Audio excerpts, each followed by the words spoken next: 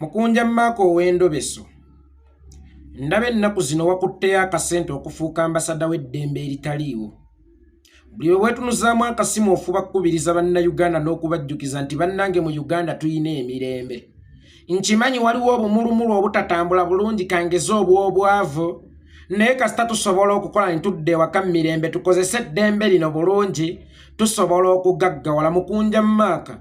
Eddembe singa libadde weeriringa ddala kituufu weeriringa n'abaakutumye bakakasa nti baalituwa tewaalibadde ensonga lwaki bakutuma okubeera vijje w'eddembe. Eddembe liringa ng'ekigambo omwana omujja na nnyina kyeyogerera. Singa ojje wange ne nkulaga abaana ab'enjawulo n'ombuuza oyo y'ani ne nkugamba nti ye bwoya nti yabeera ani y'owa muganda wange, kakati bwe ntuuka ku mwana omujja na nnyina n'ombuuza ate oyo y'abeera nde n'obeerako ekikyamu ku mutwe kubanga ekigambo omwana omujja na nnyina kyeyogerera. Kakati n'eddembe liringa ng'enkuba. We libadde tewayinza kubula kaabe muzibe, kaabe kiggala asobola okulirengera. Kubanga enkuba singa ekeera n'etonnya ku kitundu, kiggala n'omuzibe basobola okukitegeera nti leero enkuba yatonnye. Eddembe teririna kubeera na bulango, kubanga ddyo lyennyini lyalibadde kalango. Era omuntu ng'agabye eddembe teyeetaagisa kutuma bantu kujjukiza nsi nti bannange tuyina eddembe, kubanga eddembe we liri lirina eddoboozi n'okusinga emizindaalo za nzenwa. Lirina eddoboozi n'okusinga emizindaalo gya Lakedube gye nalaba egyali gisinga okkuba mwaka gwa 2023 nga zze ku Nairo Hotel.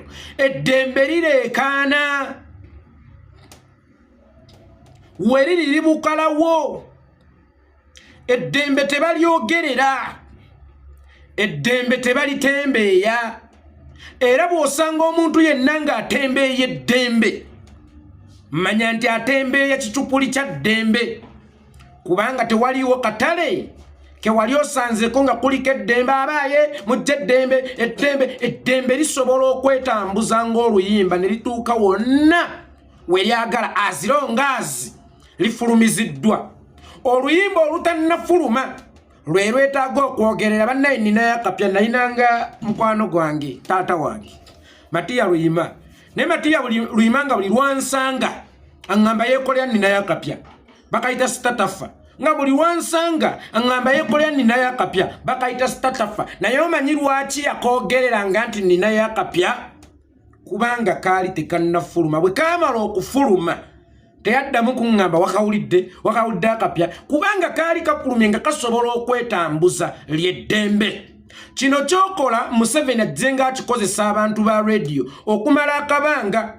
Bwe mba seerabidde ndowooza okulonda kwa 2011 bwe kwaggwa, Museveni yabaza radio ezirina programu z'okumakya ez'amaanyi binsanga wano ku Radio Simba nga yali ekolwa oyo Senkubuge ne Kaliisoliiso ba Abe Mukiibi. Kakati nga tebannabaako na kye bakola yadde okkuba saagala agalamidde nga basooka kujja bannange ebigenda mu maaso mu ggwanga weebiri. Kale ebinyigiza baalinga emmese nga baluma bafuuyirira. Kale ebinyigiriza weebiri ebigenda mu maaso mu ggwanga. Naye munnange ate lowoozaako bwe bakusiba emyaka 5 abaana bo, bwe bakuttira mu kwekalakaasa abaana bo, mbadde nkusaba teweetaba mu kwekalakaasa. Museveni yakozesanga Senkubuge ne Abe Mukiibi okudiscouraginga ng'abantu abaali egasse ku bakulembeze abatambuzanga enjiri ya walk to work. By that time bakyaliko n'obusungu kuba baawulira nti babbiddwa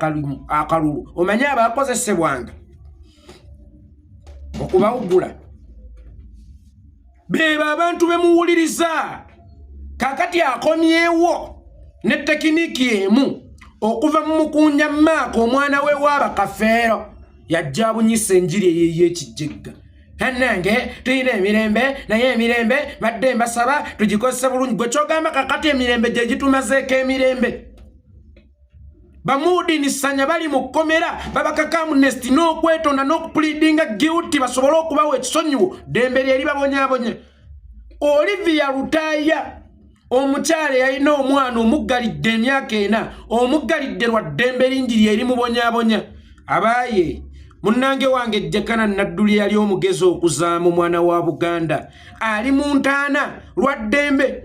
Munnange ono omuwala yani Mwanyina ffe omugenzi Rita Nabukenya gwe baziika ekiboga ali mu ntaana lwa ddembe Dani Cheyune Michael Kalika Zigiwayini Sweet Pepisi Yasini Kauma bali mu ntaana lwa ddembe oba omusaayi gw'olaba mu mmotoka ya Kyagulanyi mu Arua ng'omulambo gwa Yasini Kauma gwesigamye guti mu kitaba ky'omusaayi ekitaba ky'omusaayi ekyo kyajja lwa ddembe amasasi ge baamutulisa amangi gaali ga ddembe Abaganda abattibwa mu mwaka gwa 2009 abangi battibwa lwa ddembe bannayuganda abattibwa ku 18 Novemba mwaka gwa 2020 omwaka ogukulembera okulonda battibwa lwa ddembe eddembe liwunya eddembe lirina akawoowo akalungi eddembe lirina akawoowo akandaavu eddembe tebakyetaagisa kugamba nti liri wali kubanga eddembe ne bwe litoogera na ddoboozi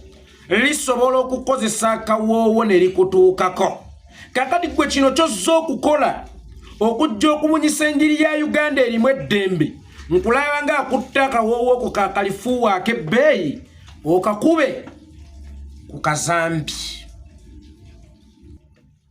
kalifuuwa ne bamuwaana nti awunya bulungi mwana wattu toyinza kumusiiga ku kazambi oba toyinza kumufuuwa kazambi nti kazambi asobola okuwunya obulungi eno gavumenti gyogezaako okutembeeta kazambi tewaliwo kika ky'akawoowo kisobola kunyiriza gavumenti eno neewunya bulungi mu nnyindo z'abantu oba neewulikika bulungi wadde oli DJ mulungi ng'osobola n'okufuula ennyimba embi ennungi tewaliwo kirungo kyonna ky'osobola kuteeka mu kayimba ke bayita gavumenti ya NRM ne kasobola okusoundinga gudu gye tuli kiryokke okulya ssente zaabwe naye tolyanga ssente z'okubeera ekibulooka omusajja ali agambye akayagala nnyo olaba omusajja wawali biseegerwa omulaba nti alinga omubi naye alina ssente ky'olinga kyogezaako kukola tukozese eddembe tusobole okugaggawala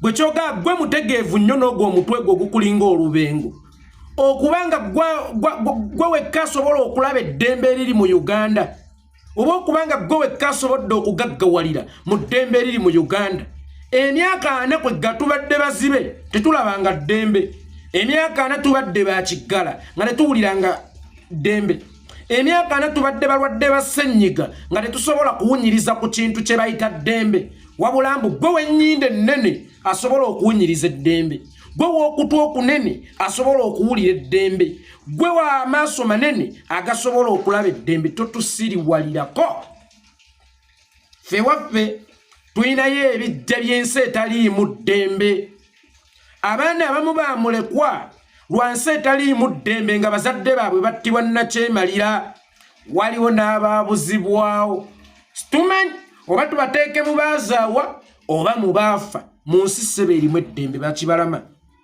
badda muli ate awo be mumanyiiko naye ababuziddwawo eyo mu nkukutu sijja kulimba nti bali mabega ekibira ky'amabira ekyo ekiriro ky'ekaluma ekya Nayiro n'ekyawa muli emirambo gy'Abannayuganda muli emirambo gy'abantu kakati abantu ensi erimu baamulekwa b'ebyobufuzi abasibe b'ebyobufuzi abatulugunyiziddwa n'abaliko obulemu jjojja okututegeezaako nti erimu eddembe eddembe lye lyatta Lwomwa lye lyakubya Lwomwa amasasi omanyi muyimbi bamuyita Dube yagamba nti so far so cool still living today but you don't know what tomorrow brings in this crazy world. People dying like flies, people die like flies every day. You read about it in the news, but you don't believe it. You will only believe it when the black man in long black coat knocks on your door because you are his next victim. Chijja kumala kutuukako.